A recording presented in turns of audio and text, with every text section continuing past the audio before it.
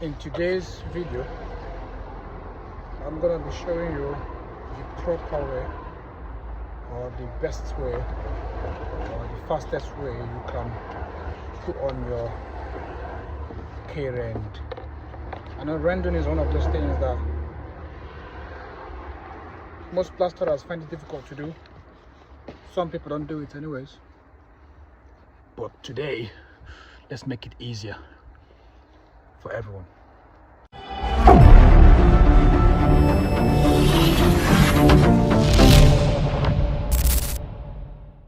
So this is what you have to render today. We're rendering this wall just this bit. It's just a little space, so I might as well use it to show you how to render the right way. So I'm using rend. This is ivory spray. So the tools I'm using, my mixer. I need a brush to wash off the back of my trowel. I need a trowel. I need two handboard or hawk or whatever. That's my stretch scraper I use to scrape it off, and I have them little ones to get around the little corners. So that's what we're doing.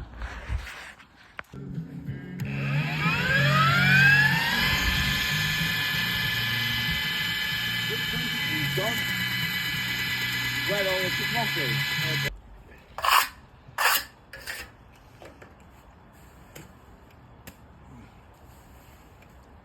Just like Andy says, like porridge from McDonald's. So what I'm doing now, I'm walking from right to the left.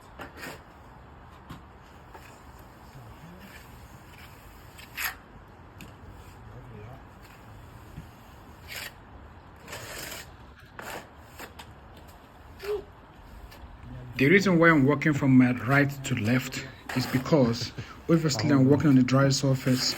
So when you put your render on the dry surface and you don't have nowhere to tie into, so lots of gears tend to fall off. So that's the reason why I start from my right. So when you walk from your right to your left, that way you always tie into the existing gear.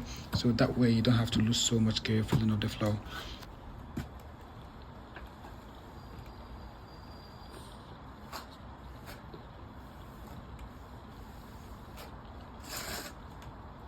So I'll take this one off.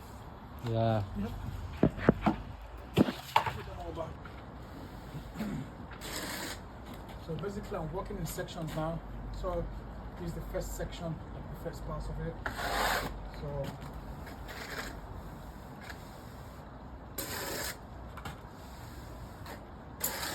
if I want the first layer like that up to somewhere there, or I can put the whole at the top up to this point.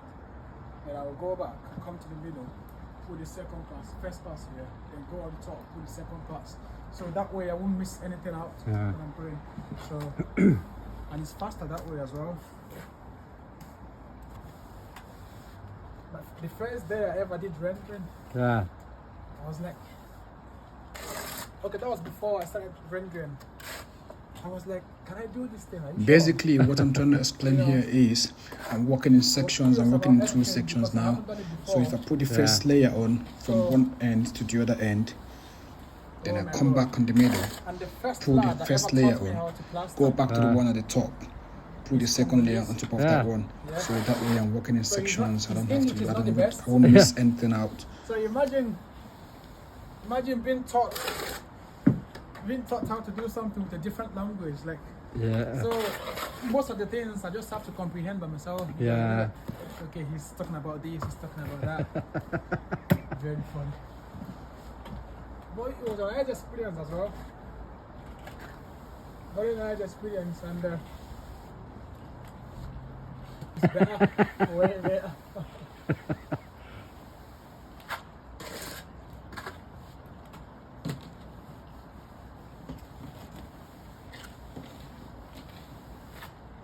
So you see, to get into these corners most times it's difficult. So if you just take a little bit like that, going inside, you see that? Like that. And it's done.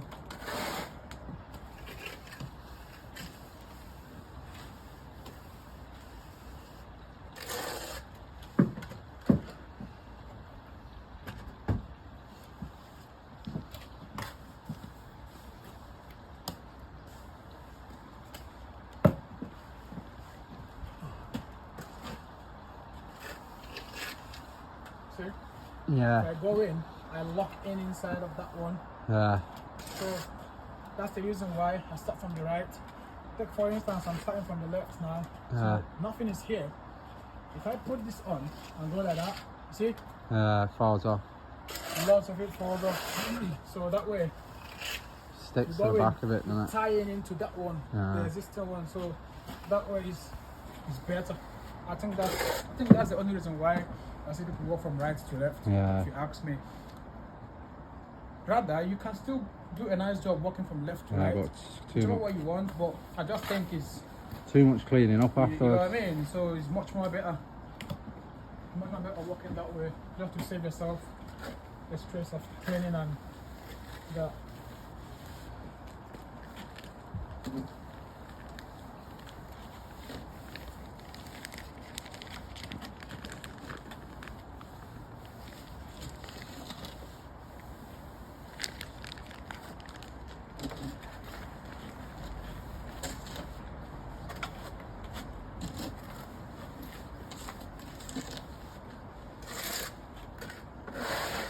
Someone said to me,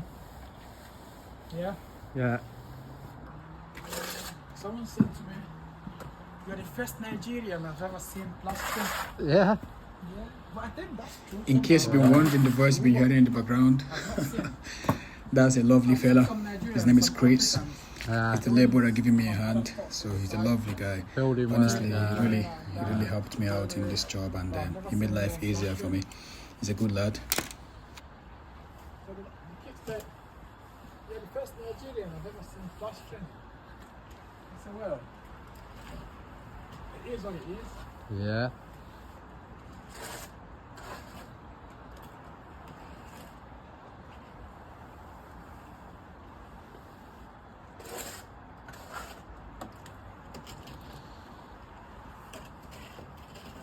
So maybe there are some Nigerian plasterers now watching this video. Yeah. I'm gonna put it on my YouTube, but we know I'm still Nigerian as well. So you can as well relate to me. Yeah. Honestly, but I'm being honest. Lots of people tell me I'm the only Nigerian they've ever seen plastering, but I'm pretty sure that there are so many Nigerians out there doing different trades, you know, plumbing, joinery and that, but I've never seen anyone plastering on site or doing domestic plastering on that. But in case you're a Nigerian and you're watching this video and you do plastering as well, just let me know in the comment. This pisses me off. Give it a quick watch.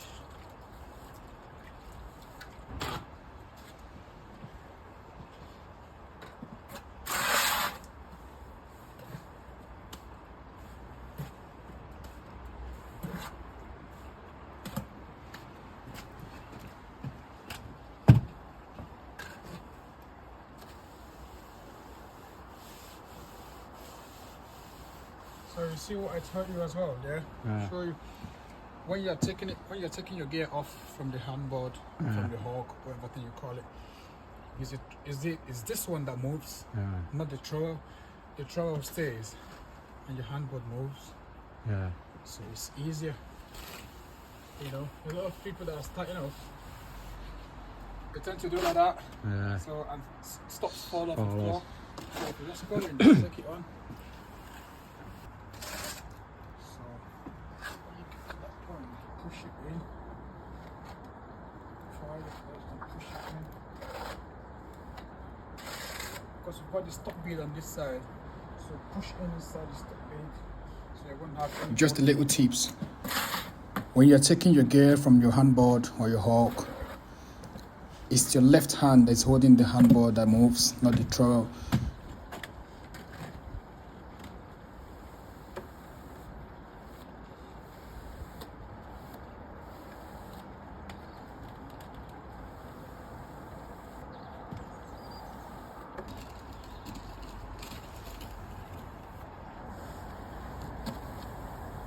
Yep. Yeah. So that way. So when you're doing the second pass here, another tips. Don't blend it into the first one. If you do this is the first pass here, you can see the space, like the level is different from this is the first one. You see where the second pass is starting now. So don't blend it into this one, so you won't miss out the places where you're So what I'm doing here now, I've gone back to the top bit where I started from to put the top layer again. That's the second pass on top of the first one. So you see now, second pass on that one, first pass on this one. I'm working that out all the way to the bottom. So it makes work easier as well.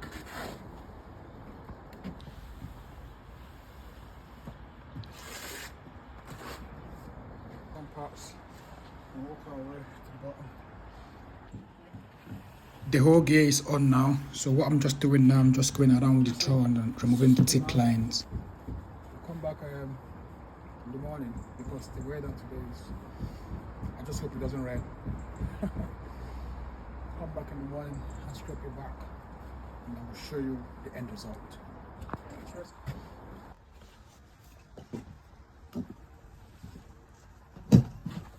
Back again today, scrape back this. Watch this. This is just ready to scrape off, and I'm using this. And this one as well, just to get around the little angles.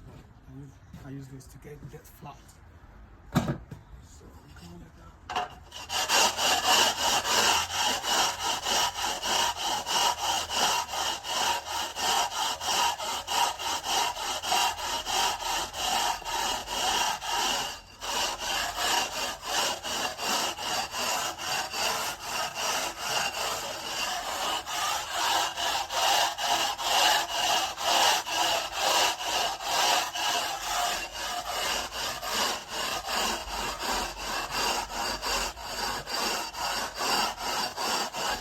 Lots of people always ask the best time to scrape back a render. Well, it all depends on the weather. If the weather is nice and dry, not too hot, you can put your render on in the morning, leave it for a couple of hours, say 4 to 5 hours, and scrape it back at night. That'll be in the evening.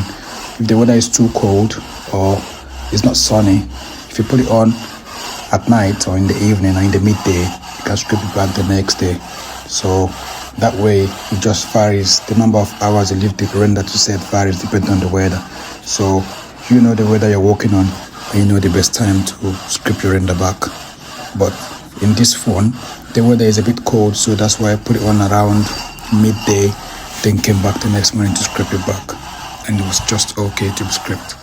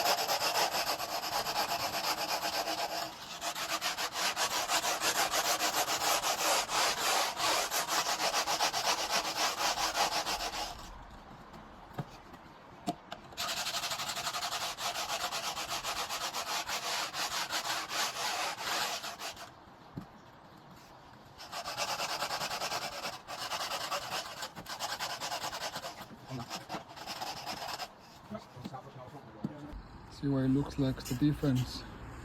Scrape back this side, not done that side, see the difference. This is what it looks like.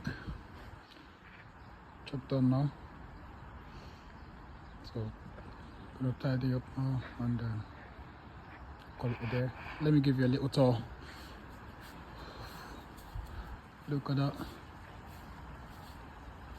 Look at that. Look at the details on these reviews. All of this is gonna be rendered at the top. It's crazy, bro. See that? Look at that.